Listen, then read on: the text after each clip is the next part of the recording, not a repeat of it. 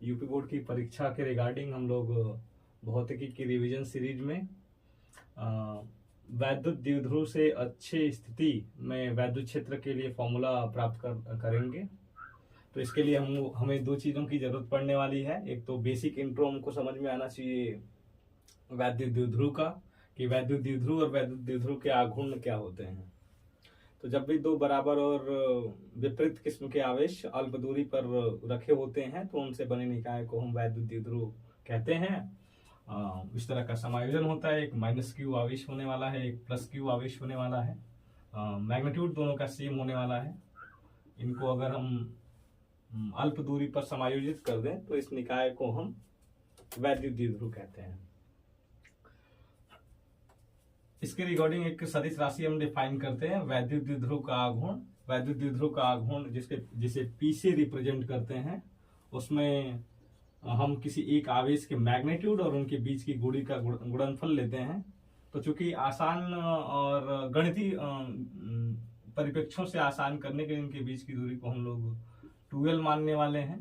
तो बीच की दूरी 2L हो जाएगी। तो जो वैद्युत द्विध्रुव का आघूर्ण होता है P बराबर, वो Q इंटू 2L यानी 2QL जनरली हम लोग लिखते हैं, इसकी जरूरत पड़ने वाली है।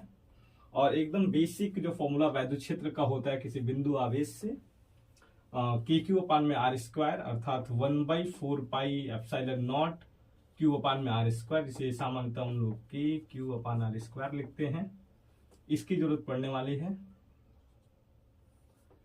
अब मान लेते हैं कि हमारा ये वैद्युत द्विध्रुव का संयोजन है, वैद्युत द्विध्रुव है, और इसकी सेंटर O से R दूरी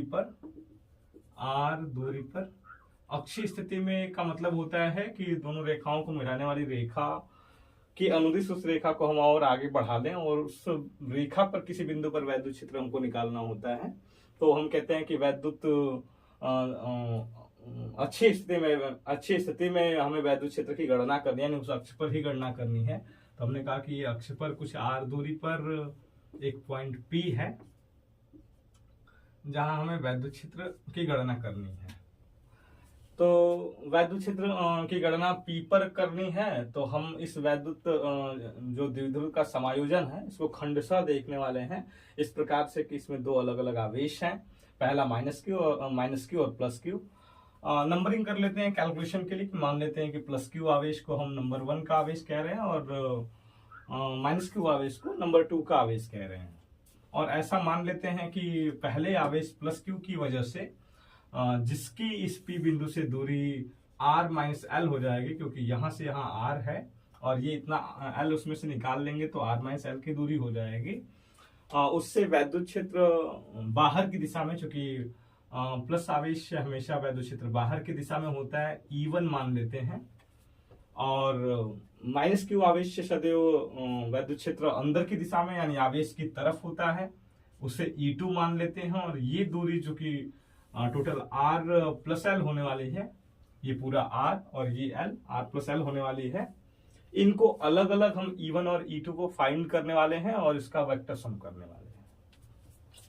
तो चूंकि E का बेसिक फॉर्मूला जो हमने ऊपर लिखा भी है कि KQ अपान R स्क्वायर हम लिखते हैं, दोनों आवेश का मैग्नीट्यूड बराबर है, अतः मैं E1 अगर प्लस पहले आवेश से लिखूं E, तो होने वाला है KQ अपान में R प्लस L का R, यहाँ देखिए ना एक चीज छूट रही है, R माइनस L है, ये R प्लस L है, R प्लस L ये वाली डिस्टेंस।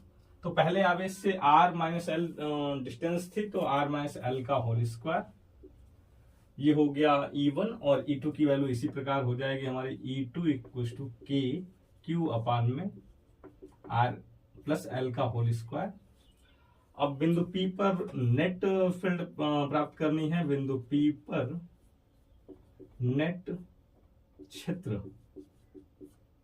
E इक्वल टू हो जाने वाला है E1 प्लस E2 का वेक्टर सम करना है हमें, क्योंकि वेक्टर सम करते समय यानी सदिश योग करना होता है। और यदि राशियां विपरीत दिशा में हो, अर्थात दोनों के बीच 180 का कोण बन रहा हो, तो वो एक दूसरे से घट जाती हैं।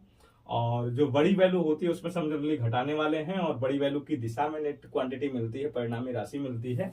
तो प्लस वाला आवेश चूंकि बिंदु P से करीब है, मात्रा दोनों की समान है, तो स्वाभाविक सी है कि प्लस वाले से ही जो वैद्युत क्षेत्र होगा उसका मान ज्यादा होने वाला है, और हमें नेट वैल्यू भी उसी की दिशा में मिलने वाली है, अर्थात E इक्वल्स टू लिखने वाले हैं E1 माइनस E2, जो केवल मैग्नीट्यूड पे बात हम कर रहे हैं। यहाँ पर वैल्यू रख लेते हैं दोनों की। E1 है हमारे पास की Q R माइनस L का होल स्क्वायर माइनस में E2 है K Q अपान में R प्लस L का होल स्क्वायर।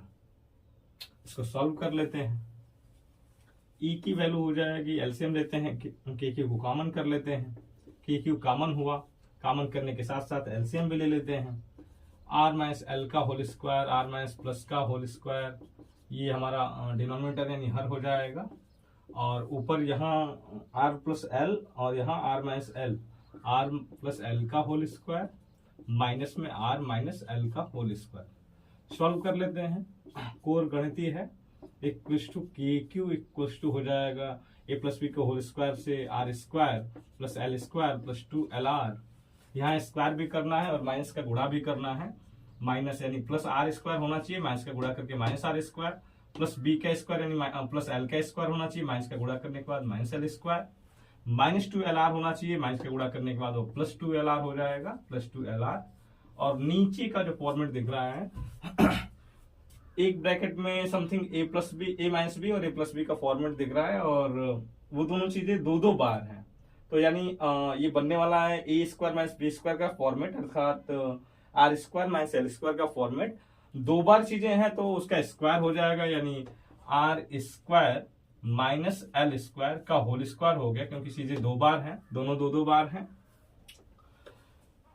अब यहां दिख रहा है कि R स्क्वायर पॉजिटिव है, R स्क्वायर नेगेटिव है, L स्क्वायर पॉजिटिव है, L स्क्वायर नेगेटिव है, 2LR हो गया हमारा E इक्वल्स टू, यहाँ फाइनली के क्यू था इनटू में आया ये 4LR अपान में R square minus L square का होल स्क्वायर।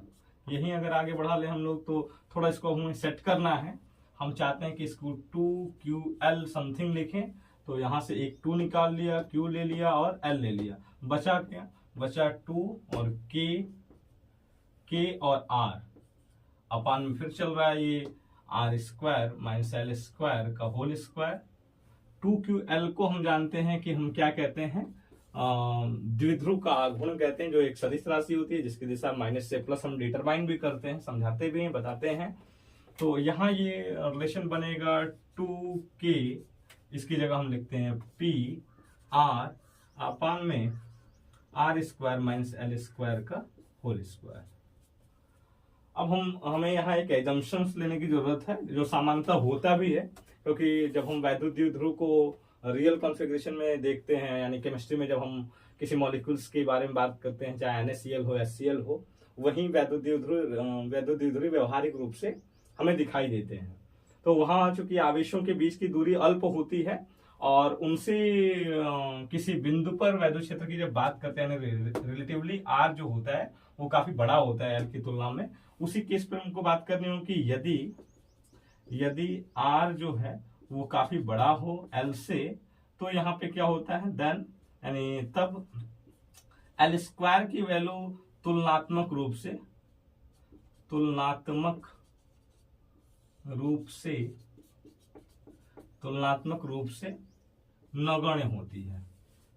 नगण्य होती है। और यदि इसको हम लोग नगण्य कर दें, यानी यहाँ से इस फॉर्मूले से, इस व्यंजक से हम L स्क्वायर को गायब कर दें, तो अब जो L स्क्वायर की वैल्यू है उसको हम इसमें पुट ऑफ कर देंगे, तो हमारा E की वैल्यू हो जाएगी E equals to 2KPR upon R square, L square गायब कर देंगे तो R स्क्वायर का स्क्वायर है, R का पावर 4 हो जाएगा, R से R कैंसल आउट होगा, 3 बार R बचेगा, यानी 2KP अपान में R क्यूब। इसको हम इस तरह से लिख सकते हैं कि K इंटू 2P अपान में R क्यूब। K जनरली यहाँ क्या होता है, K यहाँ होता है E इक्वल्स टू K की वैल्यू हम पूरा रखें तो 1/4 pi epsilon not small k 2p/r³। ये जो k है यहाँ परावैद्युतांक है,